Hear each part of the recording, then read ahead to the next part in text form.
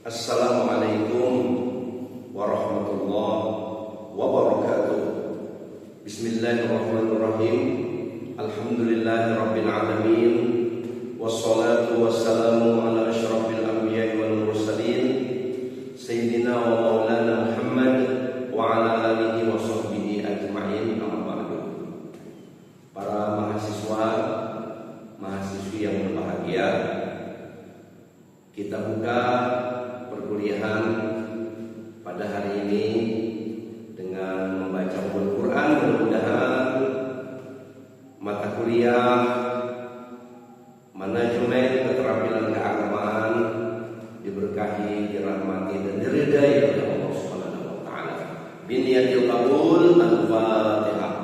A'udzubillahi minasyaitonir rajim. Bismillahirrahmanirrahim. Alhamdulillahirabbil alamin. Maliki yaumiddin. Iyyaka na'budu wa iyyaka nasta'in. Ihdinas siratal mustaqim. Siratal ladzina an'amta 'alaihim ghairil maghdubi 'alaihim waladdallin. Amin. Alhamdulillah, kita dalam keadaan sehat walafiat, dalam keadaan mendapatkan petunjuk dari Allah Subhanahu wa taala sehingga kita bisa mengikuti mata kuliah keterampilan keagamaan.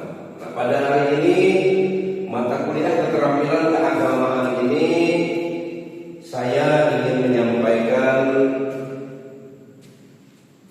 keutamaan sholat. Keutamaan sholat ini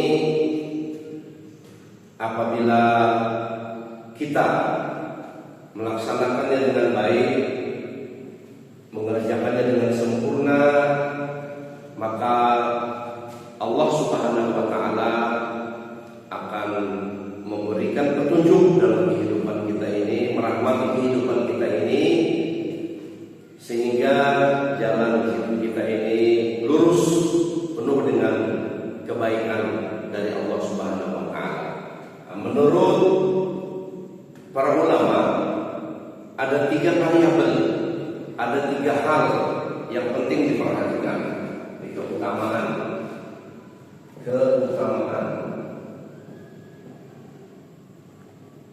Keutamaan sholat. Untuk mendapatkan sholat, untuk mendapatkan sholat yang sempurna, sholat yang sempurna ini ada 3 yang perlu kita perhatikan. Ada 3 yang perlu benar-benar kita jaga dengan sebaik-baiknya. Yang pertama, faktornya adalah waktu.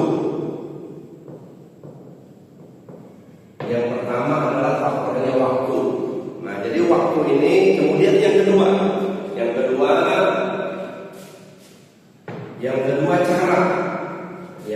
cara. Kemudian yang ketiga, jumlah.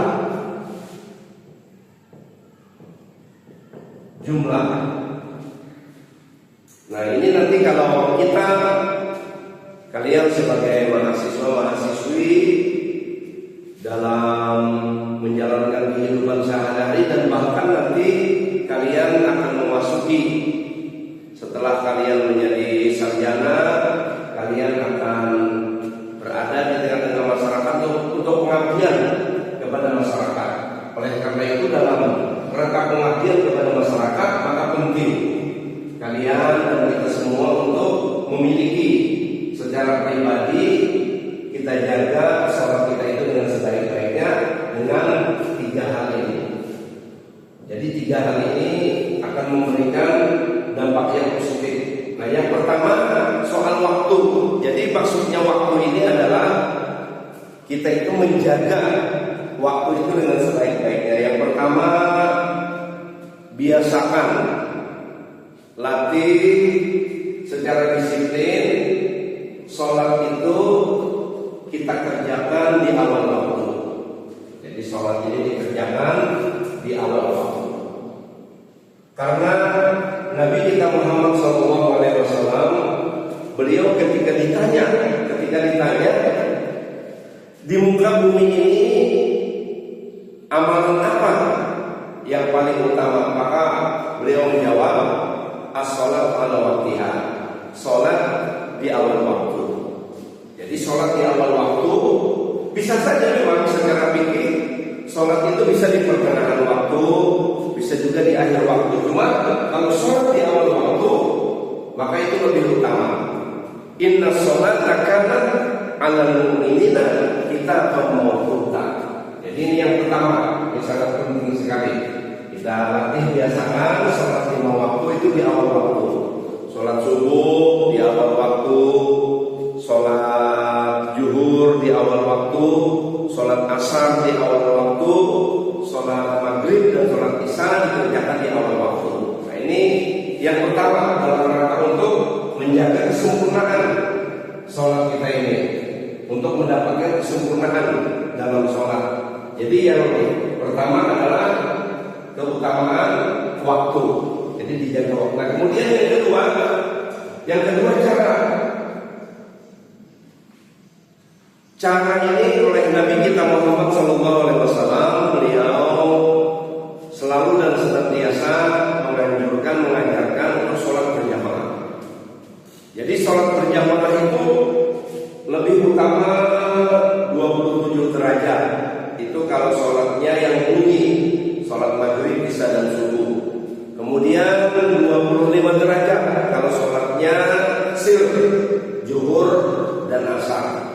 Nah, Nabi kita Muhammad SAW, beliau mencontohkan sholat berjamaah ini selalu beliau kerjakan. Bahkan dalam keadaan sakit pun beliau tetap melaksanakan sholat berjamaah. Nah ini yang kedua. Jadi sholat berjamaah. Jadi caranya berjamaah.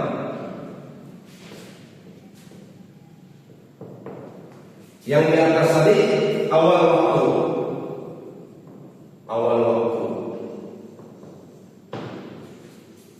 Sholat berjamaah awal waktu. Nah kemudian yang berikutnya, jadi ini tadi saya ulang lagi, untuk memperoleh sholat yang sempurna, sholat yang memberikan dampak dalam kehidupan kita, itu ada 3 yang perlu kita jaga. Ada 3 yang perlu kita perhatikan dengan sebaik-baiknya. Yang pertama soal waktu. Jadi waktu ini sekali lagi latih secara disiplin sholat kita selalu di awal waktu. Kemudian yang kedua, kita disiplinkan juga, kita latih sholat kita itu kita kerjakan secara berjamaah. Jadi kalau laki-laki, nah itu sangat ditekankan untuk sholat di masjid, sholat berjamaah di masjid. Kemudian yang ketiga, jadi jumlah. Jadi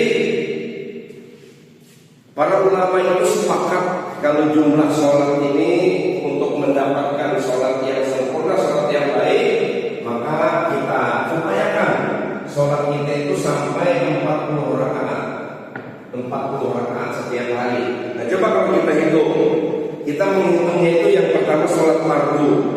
Sholat fardu itu 17 rakaat. Ini tidak bisa dikurang, tidak bisa dilebihkan lagi 17 rakaat. Subuh 2, zuhur 4, kemudian asar 4, kemudian maghrib 3, kemudian isya 4. Nah itu 17 rakaat. Yang fardu, jadi yang fardu 17 rakaat. Nah kemudian Nabi kita Muhammad SAW dia sangat menekankan, sangat menganjurkan sholat-sholat sunat rawatib. Sholat-sholat rawatib ini sholat-sholat sunat yang mengikuti sholat fardu, yang mengikuti sholat fardu. Jadi minimal ada 10, bisa sampai 12, minimal 10. Ini sholat sunat rawatib. Sholat sunat rawatib.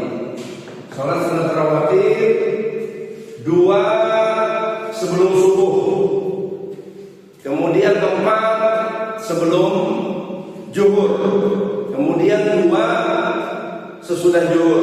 Berarti 2, 4, 6, 2, 8. Kemudian 2 sesudah maghrib, 2 sesudah isya. Jadi 10 rakaat ini yang sangat ditekankan oleh Nabi kita Muhammad SAW. Jadi 2 sebelum subuh, 4 sebelum zuhur, 2 sesudah zuhur, 8, kemudian 2 sesudah maghrib 10, 2 sesudah isya berarti 12. Yang rawatib ini 12.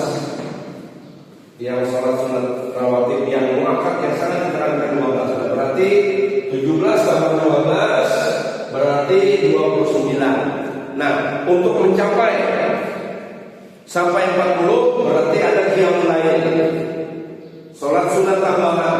Nah, sholat sunat tambahan ini para ulama menekankan itu dikerjakan dilatih. Walaupun mungkin 2 rakaat dulu, 2 rakaat dulu, kemudian pada akhirnya sampai 11 rakaat.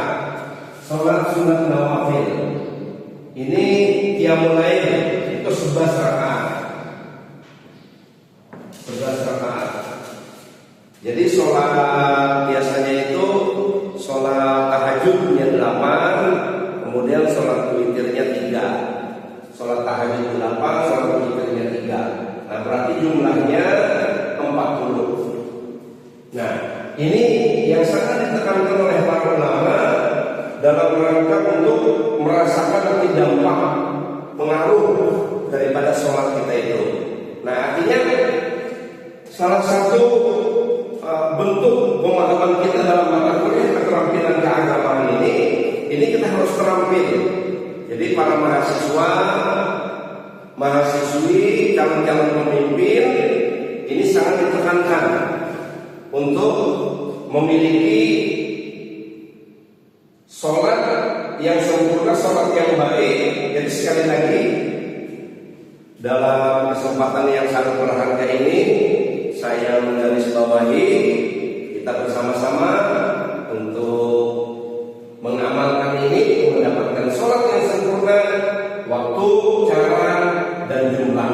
Nah, mudah-mudahan dengan demikian Allah Subhanahu wa Ta'ala merahmati kita. Mungkin ini yang saya sampaikan ini adalah dalam rangka praktek mengajar.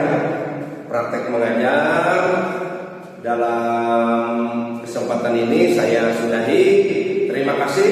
Assalamualaikum warahmatullahi wabarakatuh.